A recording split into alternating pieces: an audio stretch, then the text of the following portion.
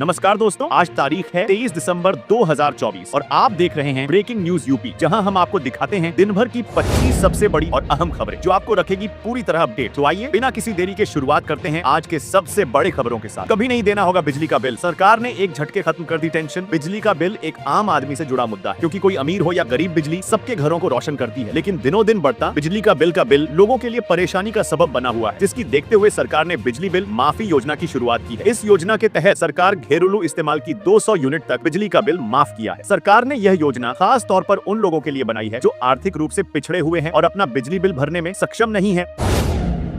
अब ट्रेनों में बिना टिकट भी कर सकेंगे यात्रा। रेलवे ने नियमों में किया खास बदलाव। नियमों के मुताबिक यदि आप इमरजेंसी में कहीं यात्रा कर रहे हैं, साथ ही आपका रिजर्वेशन नहीं है, तो बेहिचक किसी भी ट्रेन में चढ़ सकते हैं। लेकिन यहाँ आपको कुछ शर्तों को फॉलो करना पड़ेगा। यदि आप रेलवे के नियमों को फॉलो कर लेंगे तो कोई भी टीटी आपको यात्रा करने से नहीं रोक सकता है। साथ ही कोई जुर्माना भी नहीं बनेगा। ऐसी स्थिति में आपको प्लेटफॉर्म नाम टिकट जरूर साथ रखना है। इसके बाद सीधे रेल टीटी के पास जाना है। इसके बाद प्लेटफॉर्म नाम टिकट दिखाकर अपने गणतव्य तक का टिकट बनवा लेना है। यदि ट्रेन में सीट होगी तो आपको टीटी को सीट भी देनी होगी। यदि वह ऐसा नहीं करते हैं तो इसकी शिकायत भी आप स्टेशन अधीक्षक से कर सकते हैं। यूपी के गांवों को लेकर योगी सरकार का बड़ा कदम। पीएमजीएसवाई की सड़कों से जुड़ेंगे ये इलाके। यूपी के गांवों में बुनियादी संसाधनों की उपलब्धता में सुधार और इनके आर्थिक सामाजिक विकास के लिए योगी सरकार ने बड़ा कदम उठाया है। इसके अलावा घनी आबादी वाले क्षेत्रों में कनेक्टिविटी को सुधार जाएगा। प्रधानमंत्री ग्राम DDHK योजना पीएमजीएसवाई के अंतर्गत बेहतर गुणवत्ता वाली सड़कों के निर्माण पर जोर दिया जा रहा है। जानकारी के अनुसार FDR तकनीक से प्रदेश में हुए सड़कों के निर्माण से योगी सरकार ने 2500 करोड़ की धनराशि की बचत की है।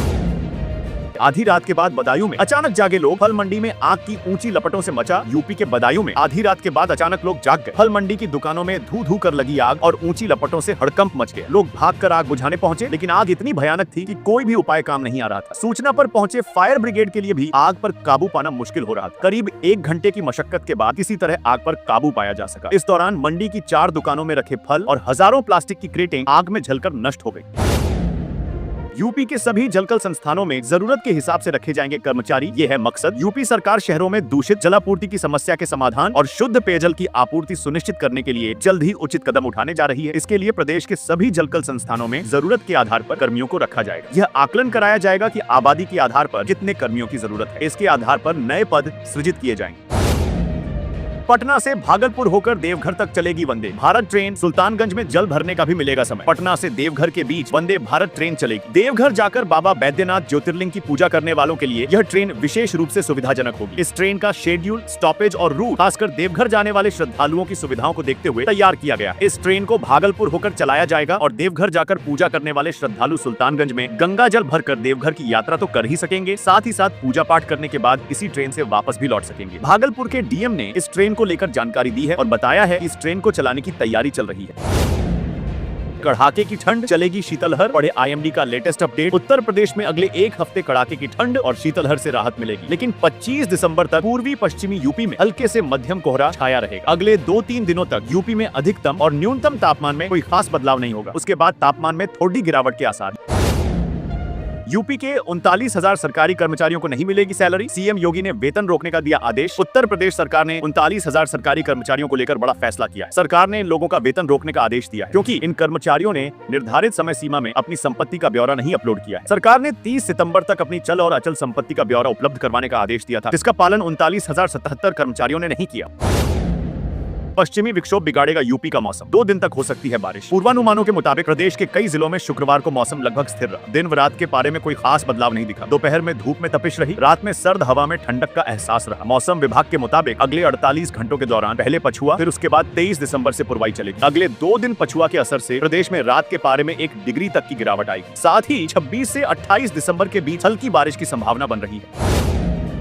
1 जनवरी 2025 से राशन कार्ड की जरूरत नहीं, बिना कार्ड मिलेगा राशन। जाने नया नियम। भारत सरकार ने एक महत्वपूर्ण घोषणा की है जो देश के करोड़ों लोगों को प्रभावित करेगी। 1 जनवरी 2025 से राशन कार्ड की भौतिक प्रति की आवश्यकता नहीं होगी। इसके बजाय लाभार्थियों को बिना किसी कार्ड के अपना राशन प्राप्त करने की अनुमति होगी। यह नया नियम सार्वजनिक वितरण प्रणाली को और अधिक कुशल, पारदर्शी और उपयोगकर्ता अनुकूल बनाने के लिए डिजाइन किया गया है। सीएम योगी का एक फैसला और अन्नदाता हुए खुश। बम्पर गिफ्ट पाकर किसानों ने लगाए जय श्री राम के नारे। उत्तर प्रदेश में प्रगति के नए प्रतिमान स्थापित कर उत्तर प्रदेश को उत्तम प्रदेश बनाने के लिए प्रयासरत सीएम योगी आदित्यनाथ के फैसले ने जेवर के किसानों का जीवन खुशियों से भर दिया। शुक्रवार को मुख्यमंत्री आवास पर किसानों के साथ खुले संवाद के बीच मुख्यमंत्री ने जेवर एयरपोर्ट के लिए तीसरे चरण के भूमि अधिग्रहण के एवज में देय प्रतिकर को 3,100 रुपए प्रति वर्ग मीटर से बढ़ाकर 4,300 रुपए प्रति वर्ग मीटर तक करने की घोषणा की। इसके अलावा नियमानुसार ब्याज भी देय होगा। यूपी में 17 गांवों की जमीन अधिग्रहण कर नई रेल लाइन बिछाने का कार्य शुरू। जल्द होगा इलाके का रेलवे से जुड़ा। उत्तर प्रदेश में रोड कनेक्टिविटी से लेकर रेल कनेक्टिविटी को और ज्यादा बेहतर बनाने के लिए सरकार की तरफ से सराहनीय कदम उठाए जा रहे हैं। प्रदेश में रोड इंफ्रास्ट्रक्चर से लेकर रेलवे की कई प्रोजेक्टों पर काम चल रहा है। ताजा सूचना के मुताबिक 17 गाँव की जमीन अधिग्रहण करके एक नई रेल लाइन बिछाने का काम शुरू किया जाए। सरकार के इस फैसले के बाद लोगों का आवागमन कम पैसे में और ज्यादा आसान होने वाला है। महाकुंभ के लिए चलेगी जौनपुर से प्रयागराज के बीच फेस्टिव स्पेशल ट्रेन। देख लीजिए पूरा टाइम टेबल। उत्तर प्रदेश की धार्मिक नगरी प्रयागराज में अगले साल जनवरी से फरवरी के बीच महाकुंभ का आयोजन हो रहा है। इस दौरान रेलवे यात्रियों की सुविधा के लिए कई स्पेशल ट्रेनें चला रहा है। उत्तर प्रदेश के दूसरे शहरों और देश के दूसरे राज्यों से श्रद्धालुओं को प्रयागराज लाने के लिए कई गाड़ियां चलाई जा रही है। इसी कड़ी में उत्तर रेलवे ने प्रयागराज से जौनपुर के बीच Mahakumbh unreserved festival special train चलाने की घोषणा की है। यह ट्रेन कुल 33 फेरे लगाएगी। इसे 1 जनवरी से 10 जनवरी, 17 जनवरी से 26 जनवरी, 6 फरवरी से 9 फरवरी और 15 फरवरी से 23 फरवरी के बीच चलाया जाएगा। 510 गांवों से गुजरेगी 900 किलोमीटर की रेलवे लाइनें। 7 राज्यों के 14 जिलों की मौज। बनेंगे 64 नए स्टेशन। देश के बहुत से इलाके खासकर ग्रामीण क्षेत्र में रेल सुविधाएं उपलब्ध नहीं है। अब इसी कमी को दूर करने के लिए केंद्र सरकार ने बड़ा कदम उठाया है। इसके तहत देश के 7 राज्यों में 900 किलोमीटर लंबी रेल लाइन का निर्माण किया जाएगा। इस रेल लाइन से देश के 510 गांवों को रेल सेवा का फायदा मिलेगा। साथ ही इस पर 64 नए स्टेशन भी बनाए जाएंगे। इनके जरिए परिवहन नेटवर्क मजबूत होगा और आर्थिक विकास को बढ़ावा मिलेगा।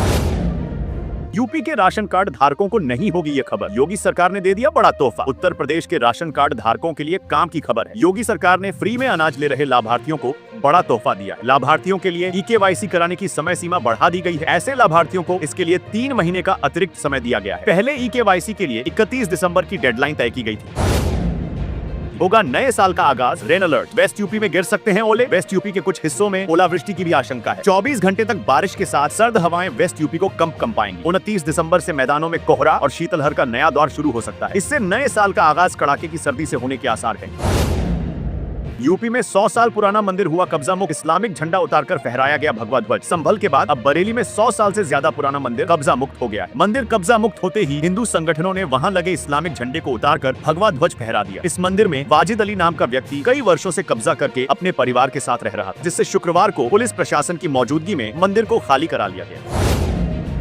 मऊ में कल से लग रहा है रोजगार मेला। ये कैंडिडेट करें अप्लाई, मिलेगी बढ़िया सैलरी और सुविधाओं वाली नौकरी। मऊ के बेरोजगार युवाओं के लिए नौकरी पाने का बढ़िया मौका है। मुख्य विकास अधिकारी प्रशांत नागर ने बताया कि जनपद के सभी विकास खंड मुख्यालयों में SIS इंडिया लाइफ जीरो के तत्वाधान में बेरोजगारों को रोजगार उपलब्ध कराने के लिए तिथिवार शिविर का आयोजन किया जाएगा। अगर दिन और तारीखों की बात की जाए तो ये इस प्रकार है। विकास खंड प्रदाहा में 21 एवं 23 दिसंबर को, विकास खंड रतनपुरा में 24 एवं 25 दिसंबर को, विकास खंड कोपागंज में 26 एवं 27 दिसंबर को रोजगार मेला लगेगा। 4 महीने और लटक सकता है सड़कों का निर्माण। सुल्तानपुर करौंदी कल्ला में प्रतापपुर से रवणिया तक बनाई जा रही करीब 9.5 किमी सड़क के लेपन के ठीक बाद ही तरक जाने के मामले का मुख्यमंत्री कार्यालय ने संज्ञान लिया है। लखनऊ से पहुंची विशेषज्ञ की टीम ने लेपन कार्य को फिलहाल अभी बंद रखने का निर्णय लिया है। ठंड में लेपन करने से मना करने पर 7 और सड़कों का निर्माण 4 महीने और लटकने के आसार बन गए। चिल्लाते रहे यात्री और चली गई ट्रेन। अंत्योदया एक्सप्रेस का दरवाजा नहीं खुलने से गाड़ी छूटी। यात्रियों ने काटा बवाल। बस्ती रेलवे स्टेशन पर अंत्योदय एक्सप्रेस के डिब्बों के अंदर से दरवाजे बंद होने के कारण 300 से अधिक यात्री ट्रेन में नहीं चढ़ पाए। यात्रियों ने हंगामा किया और टिकट वापस करने की मांग की। कई यात्रियों के टिकट वापस नहीं हो पाए। यात्रियों ने रेलवे कर्मचारियों पर बदसलूकी का आरोप लगाया। स्टेशन अधीक्षक के समझाने पर भी मामला शांत नहीं हुआ।